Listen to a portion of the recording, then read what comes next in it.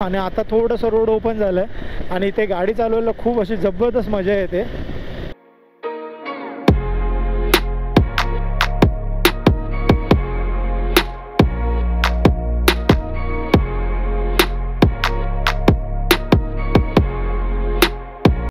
नमस्कार मित्रांनो, मी रोहित जाधव स्वागत करतो तुमच्या सर्वांचं आणखीन एका नवीन व्हिडिओमध्ये. आणि आज आपण चाललेलो आहोत एका शॉर्ट राईडसाठी अलिबागच्या दिशेने. आणि आज आपल्यासोबत आहे काजल. एक अलिबागला एक छोटंसं बीच आहे जो थोडासा निर्जन असतो. सो आता आपण तिथे जाणार आहेत आणि तिथे जाऊन मी तुम्हाला दाखवतो. इथून आता घाटकोपरवरून आपण निघतोय, म्हणजे Mumbai to Alibag by road कशी ट्रिप होणार आहे हे तुम्हाला मी आज दाखवणार आहे. आणि ज्या बीचवर चाललो तिथं पण आमचे काही आठवणी आहेत, कारण की जवळपास 1 ते 1.5 वर्षानंतर आम्ही चाललेलो आहोत तिथे. सो चला माझ्यासोबत.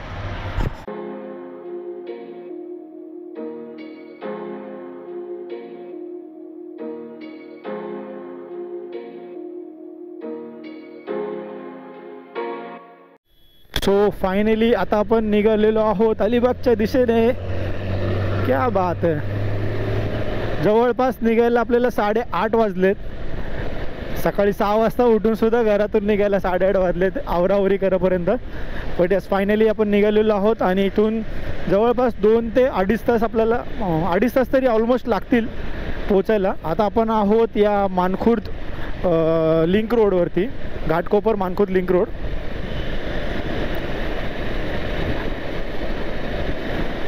डिसेंबरचा महिना आहे, थोडीशी गुलाबी थंडी आहे, भारी वाटतंय. असं वातावरण वर्षभर का नसतं असं कधी कधी प्रश्न पडतो. बट ठीक आहे, 4 ऋतू आपल्याला अनुभवायला मिळतात. गेल्याच आठवड्यामध्ये आपण कलानिधी आणि कोल्हापूरमध्ये होतो. कलानिधी आणि मैपाळगड आपण केला होता. सो म्हणजे लास्ट व्लॉगमध्ये कोल्हापूर आणि या व्लॉगमध्ये आपण अलिबागमध्ये. क्या बात आहे, हीच मजा असते भटकंती करण्याची. खरे तर मस्तपैकी कोवळं ऊन असं पडलेलं आहे. बऱ्याचशा मुंबईकरांना प्रॉब्लेम आहे विटॅमिन डीचा, आणि हे असं विटॅमिन डी आम्ही रोज घेतो भटकंतीच्या दौरान. क्या बात आहे. खरं तर सकाळचं कोवळं ऊन घेणं गरजेचं आहे. मला वाटतं मी ना कॅमेऱ्यामध्ये काहीतरी गडबड केलेली आहे, कारण की वाईड अँगल आहे पण हायपर व्ह्यू नाही केलेला. तर आता आपण थोडंसं पुढे थांबून हायपर व्ह्यूमध्ये करूया, म्हणजे तुम्हाला रोडचा जरा वाईड अँगल मिळेल. सकाळी सकाळी ट्रॅफिक लागलेलं आहे. ॲक्च्युली इकडे पुढे थोडासा रोड छोटा झाला आहे, त्यामुळे हे ट्रॅफिक आहे मानखुर्दपर्यंत. कारण की मानखुर्दवरनं लेफ्ट घ्यायसाठी जो रोड आहे तो जो टुवर्ड्स वाशीच्या दिशेने, तो थोडासा लहान झाला आहे आणि हा रोड मोठा झाला आहे, त्यामुळे इथे थोडं ट्रॅफिक असतंच नेहमी. पण एवढ्या सकाळी ट्रॅफिक असेल असं वाटलं नव्हतं. येस सर, आता आपण सेटिंग चेंज केलेली आहे आणि हायपर व्ह्यूमध्ये आता हा पूर्ण शॉट घेतो आहे. हायपर व्ह्यूचा फायदा, गोप्रो असल्याचा फायदा हा आहे की हायपर व्ह्यूमध्ये बराचसा मोठा वाईड अँगल कवर होतो. आणि इथून पुढे आपल्याला वाईड अँगलचीच गरज लागणार आहे मोटो ब्लॉगिंगसाठी. खतरनाक. जर लास्ट तुम्ही लोणावळ्याचा व्हिडिओ पाहिला असेल तर लोणावळ्याच्या व्हिडिओमध्ये तो हेल्मेटमध्ये काहीतरी डिफॉल्ट आहे, तर हेल्मेट थोडासा लेफ्ट साईडला होता, त्यामुळे राईट कॉर्नर व्यवस्थित दिसत नव्हता. बट आता दुसरा जो जुना हेल्मेट होता माझा वेगाचा, तो आता मी यूज करतो आहे. सो ह्याची जी, कारण की याच्यावर आधीसुद्धा आपण याच्यावर ब्लॉग शूट केलेले आहेत, याची लाईन अँड लेंथ बरोबर आहे. सो हायपर व्ह्यू क्या बात आहे, मस्त वाटतं आता एकदम. तर आता आपण आहोत सायन पनवेल हायवेवरती. सेम आपले जे रूट आहेत त्याच रूटने आपण जाणार आहोत, जे ओल्ड मुंबई पुणे हायवे. तर आपण वाशीच्या ब्रिज खालून राईट घेतो, कळंबोलीच्या ब्रिज खालून आपण जो राईट घेतो, राईट मारून एक पुण्याला जातो, एक उरण गोवाच्या दिशेने. सो आपण जो मुंबई गोवा हायवे त्या हायवेने जाणार आहोत अलिबागच्या दिशेने. वडखळवरून वगैरे असं सरळ स्ट्रेट आपण सरळ जाणार आहोत. तर आता आपण आलेलो आहोत या वाशीच्या खाडीवरचा जो ब्रिज आहे, हा नवीन ब्रिज आता बनवला आहे, जवळपास 2 महिने झाले. मस्त बनवलं आहे ब्रिज, त्यामुळे इथलं थोडंसं ट्रॅफिक कमी झालं आहे. येस. सो मुंबईपासून अलिबाग जवळपास एक 90 ते 100 किलोमीटर आहे. 93-94. आपण ज्या बीचवर जाणार होतो 93 किलोमीटर आहे आपल्या घरापासून, घाटकोपरपासून किहीम बीचवरती. सो रस्ता सरळच आहे. जो मुंबई पनवेल हायवे आहे, जो सायन पनवेल हायवे, त्या सायन पनवेल हायवेवरती कळंबोली ब्रिज खालून आपण राईट मारून जो मुंबई गोवा हा रोड आहे तो पकडणार आहोत आणि वडखळ नाक्यावरून सरळ जाणार आपण अलिबागच्या दिशेने. पण त्याच्या अगोदर एक राईटला फाटा आहे जो किहीम बीचला जातो आणि आपण किहीम बीचवरती जाणार आहोत. गेल्या वेळेला गेलेलो एकदम शांत आणि निर्जळ असं ठिकाण आहे, त्यामुळे पीस ऑफ माइंडसाठी तुम्ही नक्की वन डेसाठी जाऊ शकता किहीमला. तसं अलिबागमध्ये बरेचसे स्पॉट आहेत कवर करण्यासाठी आणि लवकरच मी तुमच्यासाठी घेऊन येणार एक कोस्टल राईड.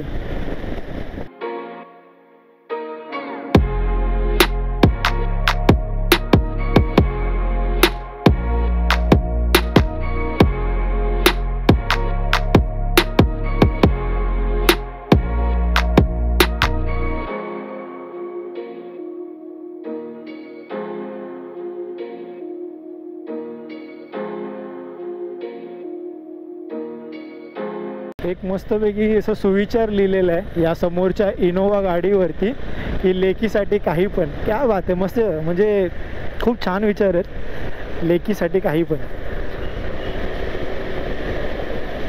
जो बाप असेल त्याच्या लेकीवरती खूप प्रेम असणार आहे म्हणून लिहिले त्याने लेकीसाठी काही पण.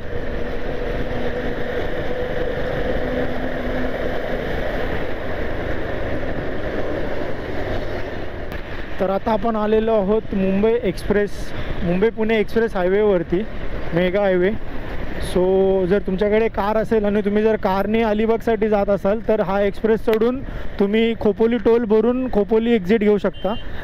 मला वाटतं 80 रुपीज 70 रुपीज समथिंग टोल आहे. तर बाईक अलाउड नाही आहेत वरती. जर 4 व्हीलरने जात असाल तर खोपोली एक्झिट घेऊन तुम्ही फास्ट रूट जो तुम्हाला अलिबागला किंवा गोव्याला जाण्यासाठी आहे बेस्ट रूट आहे, तुम्ही जाऊ शकता. पण जर तुमच्याकडे बाईक आहे तर तुम्ही या खालच्या रूटनीच जा. म्हणजे या ब्रिज खालून राईट मारायचं आपल्याला कळंबोलीच्या आणि राईट मारून टुवर्ड्स मुंबई गोवा हायवे.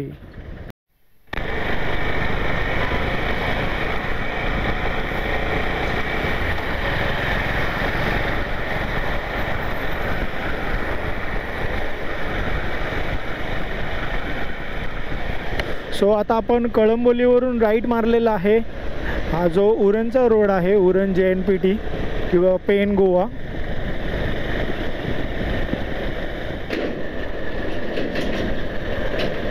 आपण JNPTचा जो रोड घेतला त्या रोडवरतून सरळ यायचं आपल्याला. एक ठिकाणी लेफ्ट आहे आणि त्यानंतर पुढे आल्यावरती ब्रिज खालून राईट आहे आणि सगळे दिशाफलक लावलेले आहेत, त्यामुळे दिशाफलक फॉलो करत तुम्ही जो मुंबई गोवा हायवे त्यावरती येऊ शकता.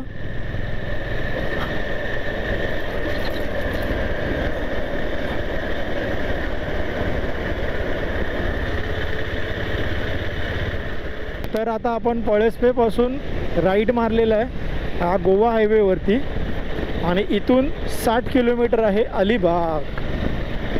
मस्त. तर आपल्याला जाताना समोर दिसतोय की नाही कॅमेरामध्ये माहिती नाही, पण इथे कर्नाळा फोर्ट आहे. सो जर तुम्ही कर्नाळ्याला जर यायचा प्लॅन करत असाल तर हाच रूट आहे, याच रूटने तुम्ही येऊ शकता.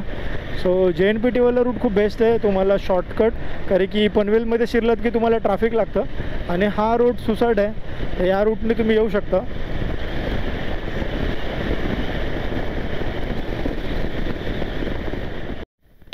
इथून जो कर्नाळ्याचा नजारा दिसतोय मस्त एकदम.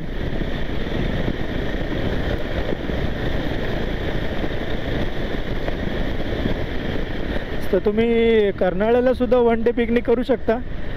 1 ते 1.5 तासाचा जवळपास ट्रेक आहे आणि खाली अभयारण्य पण आहे, पक्षी अभयारण्य. सो तिथे बरेचसे पक्षी आहेत ते तुम्ही बघू शकता. म्हणजे याच एन रूटवरती तुम्ही कर्नाळासुद्धा करू शकता. जवळपास लॉकडाऊनच्या आधी कर्नाळा केला होता, म्हणजे एक 4 ते 5 वर्षापूर्वी कर्नाळ्याला गेलो होतो मी.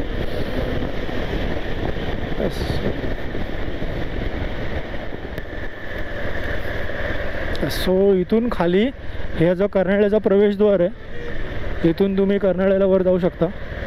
इथून मागून नाही जमलं तरी इथून पुढून हा एक्झिट आहे कर्नाळ्याचा.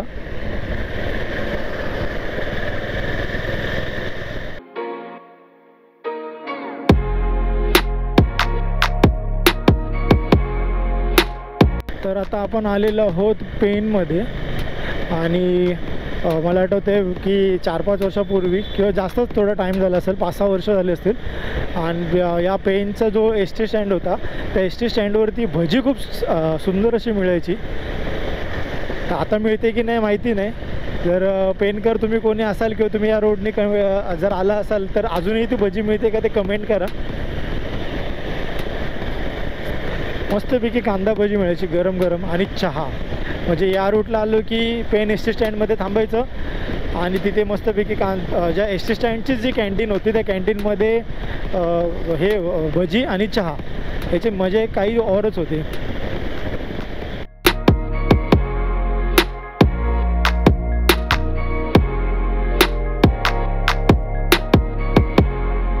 आता आपण या ब्रिजच्या खाली उतरलेलो आहे. या ब्रिजवरनं सरळ तुम्ही गोव्याला जाऊ शकता आणि या ब्रिज खाली वडखळला या आलात की इथून राईट मारला की हा रस्ता जातो अलिबागच्या दिशेने आणि लेफ्ट मारलात की टुवर्ड्स गोव्याच्या दिशेने. मग आता इथून आपण हा राईट घेणार आहोत अलिबागच्या दिशेने. इथं थोडंसं कन्फ्युजिंग आहे, तुम्ही मॅप टाकून येऊ शकता. जर ब्रिज चढलात तर मग तुम्ही सरळ पुढे गोवा हायवेला लागाल. सो ब्रिजच्या अलीकडेच थोडंसं लेफ्ट आहे, तर ब्रिज खाली उतरून आपल्याला या इथे येऊन राईट मारायचं आहे आणि हा रस्ता आता सरळ सरळ तुम्हाला अलिबागला नेऊन जाणार. त्यामुळे इथून पुढे नो राईट नो लेफ्ट. पण आपण ज्या बीचवर जाणार आहे त्यासाठी एक राईड घ्यायचं आपल्याला.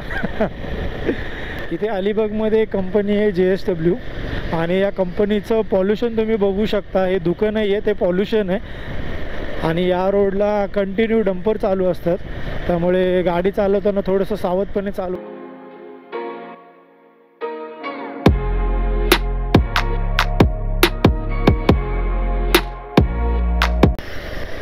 इथून 15 किलोमीटर अजून अलिबाग आहे आणि रोहा 65 किलोमीटर. जर रोहाच्या रूटला गेलात तर पुढे जाऊन तुम्ही काशीद बीच, मुरुड जंजिरा, पदमदुर्ग वगैरे त्या साईडला जाऊ शकता. जो जुना गोवा हायवे होता आता 4 पदरी केलं आहे, तर त्यावेळेला असा सिंगल रूट होता आणि अशा सिंगल रूटवरती खूप असा निसर्ग समृद्ध होता. म्हणजे आता या रोडच्या आजूबाजूला दुतर्फा जशी झाडं दिसतात तसा काहीसा होता, पण ट्रॅफिक आणि गर्दी यामुळे तो वाढवला. वडखळपासून ट्रॅफिक कंटिन्यू होतं आणि आता थोडंसं रोड ओपन झालं आहे आणि इथे गाडी चालवायला खूप अशी जबरदस्त मजा येते.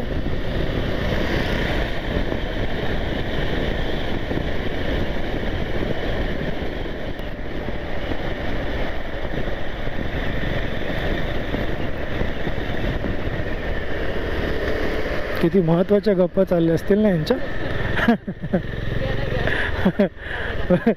घाट रस्ता आहे आणि दोघे गप्पा मारत चाललेत. क्या बात आहे. एन्जॉय युअर गप्पा. आम्ही चाललो पुढे. ओके, तो आता आपण आलेलो होतो या मेन पॉईंटला. इथून सरळ गेलो की अलिबाग आणि आपल्याला इथून राईट घ्यायचं आहे टुवर्ड्स किहीम बीच. आपण किहीमला जाणार आहोत. किहीम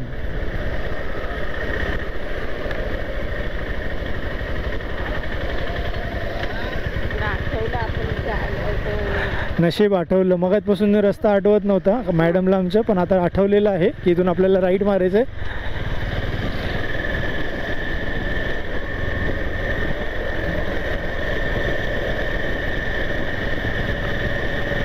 तर त्या तिकडे जो रस्ता गेला होता सरळ तो कुलाबा त्या दिशेने जातो आणि कुलाबाच्या अलीकडे थोडासा एक लेफ्ट घेतला की आपण जातो काशीद बीचला. पण आपण आता तो रूट नाही, आपण इथून राईट मारून जाणार आहोत किहीम बीचच्या दिशेने. हे बघा इथून हा लेफ्ट आहे. असा दिशा फलक लावलेत पण त्याच्यावरती झाडं वाढलेली आहेत. सो बेटर मॅप लावा आणि या.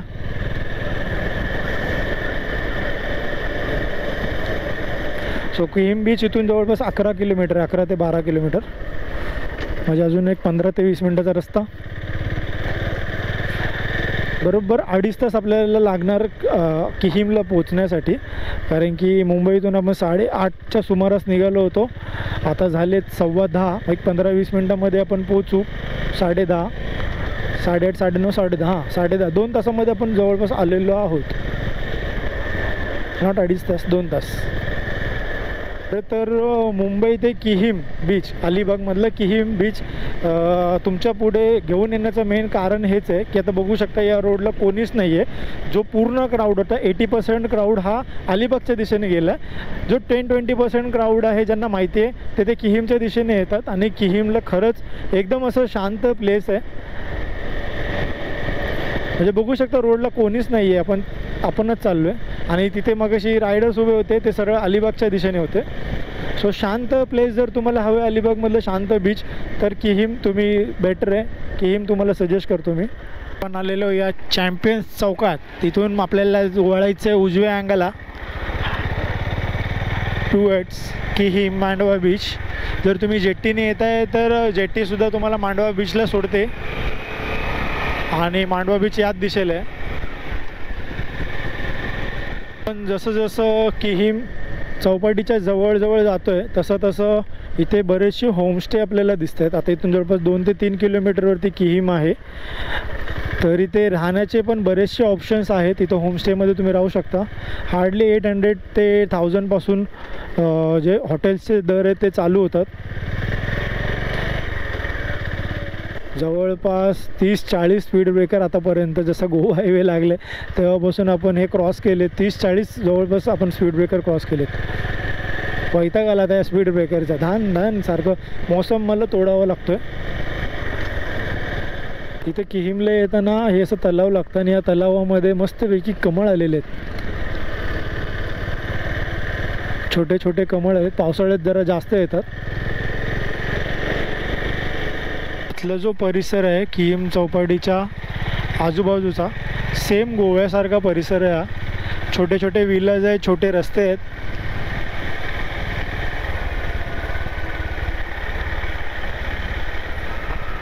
सो आता आपण इथून राईट मारला की या किहीमच्या चौपाटीवरती पोचतो.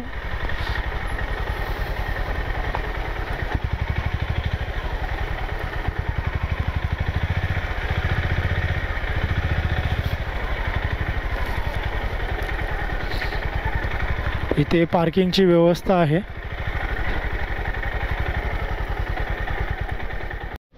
तर आता आपण येऊन पोचलेलो आहोत या किहीमच्या चौपाटीवरती आणि हे पार्किंग आहे. इथे टॉयलेटची आणि आंघोळीची व्यवस्था आहे इथे बघू शकता आणि तिथे चेंजिंग रूमसुद्धा आहे. सो आता इथून आपण खाली जाऊया आणि आता भरतीची वेळ आहे तर पाणी बऱ्यापैकी वरती चौपाटीवरती आलं आहे.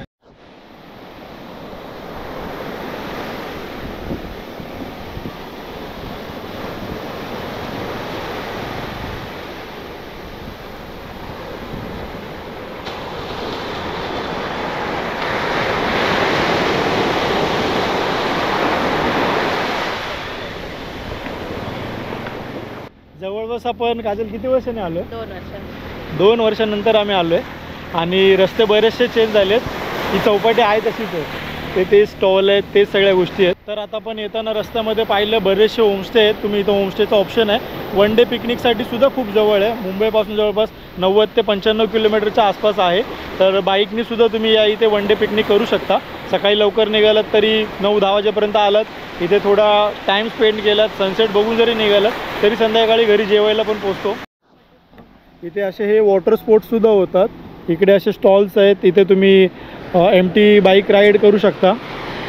तो समोर दिसतोय तो आहे उंदेरी आणि त्याच्या मागे आहे खांदेरी. हे 2 गड आहेत इथे. आणि इथे तळगड किंवा खूप लढा गड सुद्धा आता त्याला म्हणून ओळखतात, तो आता पूर्णपणे उद्ध्वस्त झालेला आहे. तर हे 3 गड या इथे आहेत आणि यांचं खूप अनन्यसाधारण असं ऐतिहासिक महत्त्व आहे. हे छत्रपती शिवाजी महाराजांनी वसवलेले हे 2 दुर्ग आहेत.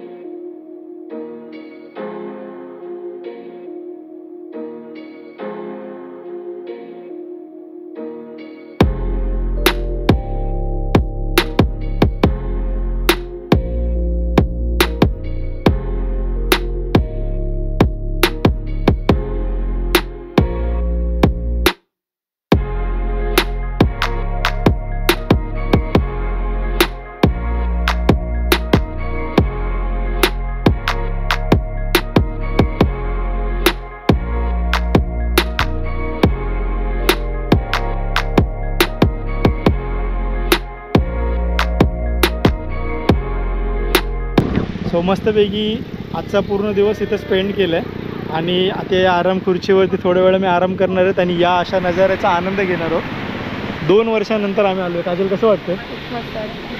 2 वर्षांच्या आठवणी आमच्या ताज्या झाल्यात. सो आता आम्ही जाणार आहेत पुढच्या स्पॉटवरती, तर तोही व्हिडिओ लवकरच येईल. लवकरच भेटूया आणखीन एका नवीन व्हिडिओसोबत. तोपर्यंत धन्यवाद. जय शिवराय.